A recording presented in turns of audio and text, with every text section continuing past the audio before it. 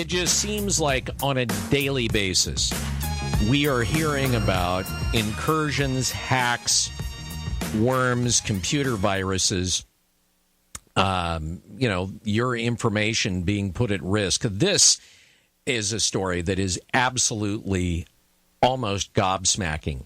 23 towns in Texas were hit by a coordinated ransomware attack, according to Texas's Department of Information Services. And I don't think we've seen ransomware attacks here in the United States, but nothing quite like this. And the Texas governor, Greg Abbott, declared it a level 2 escalated response following the incident. And it just was a mess. Now, to talk about this morning, about ransomware and these incursions, Keith Barthold, he's been on the Wake Up Call before. He's a cybersecurity expert with DKB Innovative, and he joins us on the Wake Up Call. Keith, thanks for being with us. Hey, good morning. Hey, I can't remember ever seeing anything like this. 23 different towns hit. What was the biggest of the towns that got smacked with this ransomware attack? Well, we only know about three towns right now. From what I've seen, the latest is that 3 have made statements and sort of raised their hands on this. Keene, Borger, and Wilmer. I only really know about one of those towns, Wilmer, population of about 3,000, so they're pretty small towns.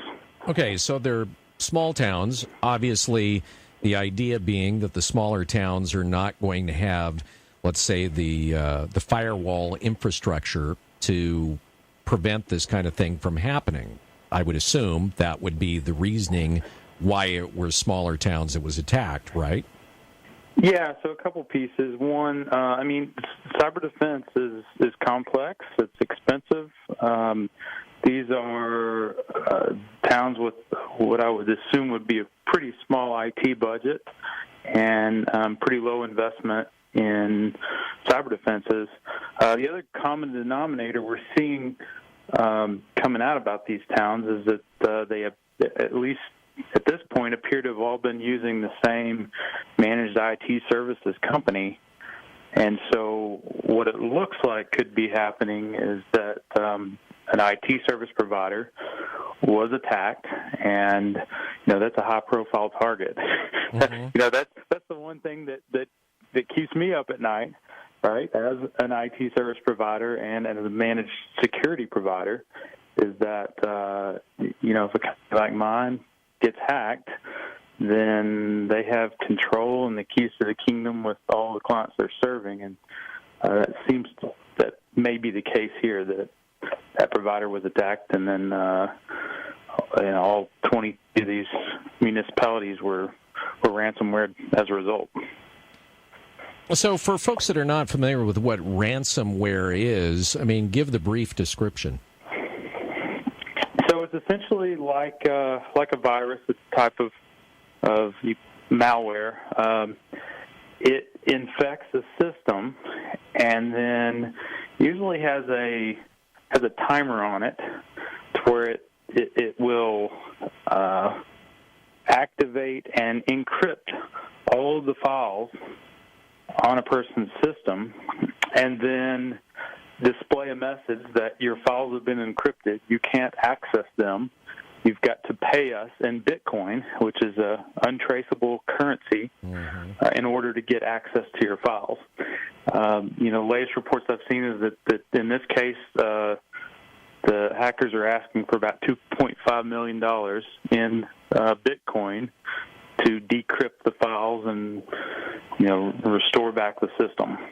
Now, is that $2.5 million from each city, or is that in aggregate? In aggregate is the latest report I've seen. Again, sort of unconfirmed, but that's what I've seen. So when you get hit with one of these, I've read different articles about it, and when you get hit with a ransomware attack, they always say, well, don't pay it. Well, what do you do? I mean, okay, so you call an IT firm, but what are they going to do? Well, really, this is where prevention really comes into play, because once you've been attacked, once everything on your system is encrypted, your options are very limited. Really, at that point, you've got to restore from backup. And what's tough is you may not have a backup, or the ransomware may have crawled into the backup if it wasn't done correctly. What we call it being air-gapped, like the backup is separated from the rest of the network. So if it was encrypted too, then you've got a problem. And then the other issue is that a lot of times the downtime that will result just during that restore process it is not possible. You know, a good case of that was, I want to say it was last year, there was a small hospital in central Indiana that ended up paying a ransom. They had backups. The problem was, to recover their entire system from backups, it would be about 3 weeks. And the cost of being down for 3 weeks was just unbearable, so they paid the ransomware. Okay, so I got a bunch of questions here, but once the ransomware is paid, is that encryption removed then from the computer by the hackers, or is it something that just languishes there forever so that next time they need some money, they come back and go, hey, we need you to pay protection money again?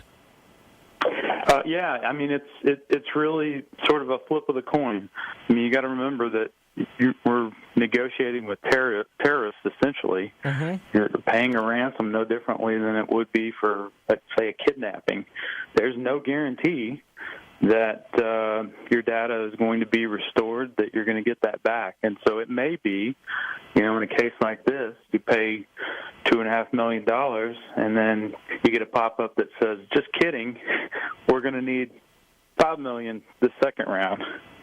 Or we're going to need another $2.5 million, and then the trail goes on. And so it's that's why the FBI and you know, other government entities are encouraging people, don't pay the ransom. But I definitely understand the situation businesses and municipalities are in. It's pretty tempting to pay that when faced with extended downtime. Are most of these ransomware attacks coming from outside of our borders? The majority, yes. Statistically, when you look at where the attacks are coming from, it's primarily China and Russia. I mean, that's what pops up on the map the most. Mm-hmm. It's a worldwide problem. Yeah. You know, hacking and writing ransomware. I mean, it's become a big business, and we see, you know, ads out there on the dark web for hiring hackers that are making, you know, $1 million plus salaries.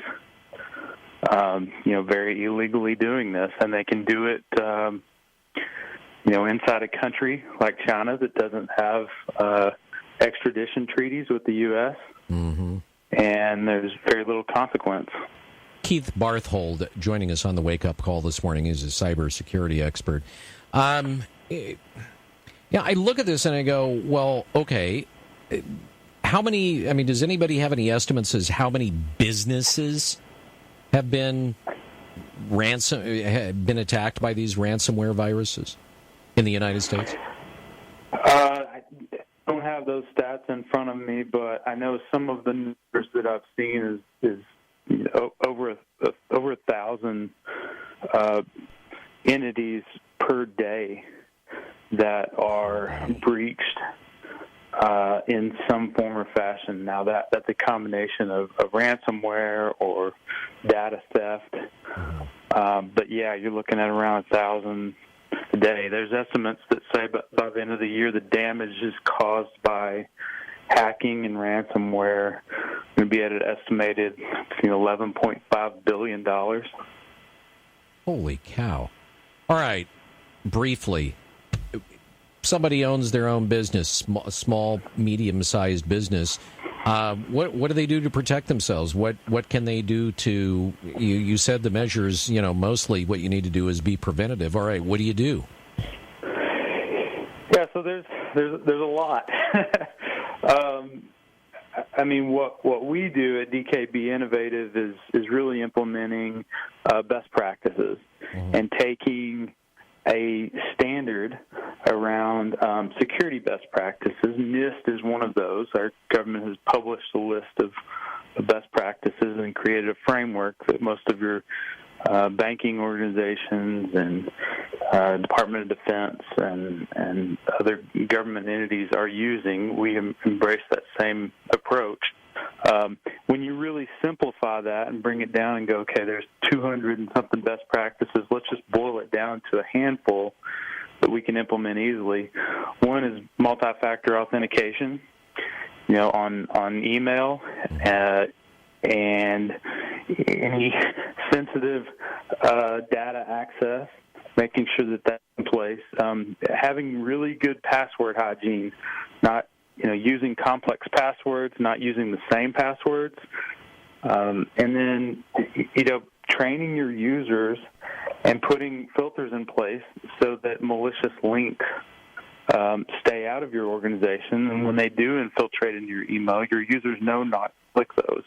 Those are very important because if we look at where the majority of these attacks are coming from, they're coming through emails. Someone clicks a link, they end up contracting ransomware or another malware, or they end up surrendering their password accidentally, and then it infiltrates the system from there. That's where the majority of those attacks come from.